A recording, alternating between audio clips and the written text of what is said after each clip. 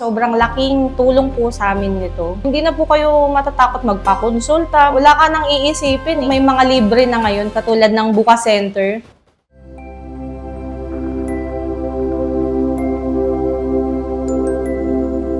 Ano nga ba ang Bukas Center? Ang bagong urgent care and ambulatory service ay isa sa mga programa ng Department of Health na pinangunahan ni Secretary Ted Herbosa.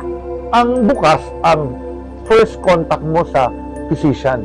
Ito pinatatakbo ng ospital. Nilapit namin yung serbisyo ng mga ospital sa komunidad. So ang bukas is basically a hospital without the beds. Ang main aim po ng ating Bukas Center is to decongest yung ating mga main tertiary hospitals, mga hospitals natin of the urgent cases. Dito, maaaring magpa-laboratory tests, sumailalim sa minor procedures at makatanggap ng iba pang outpatient services na hindi kinakailangang ma-admit sa ospital.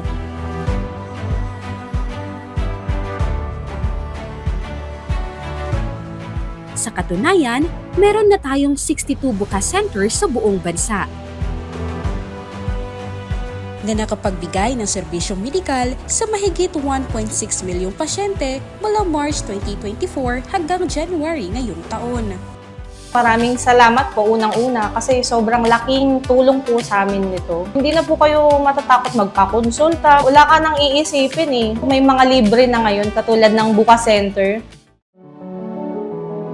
Kung may nararamdaman, huwag mag-atubiling magpatingin. I-scan ang QR code para makita ang pinakamalapit na Bukas Center sa inyong lugar.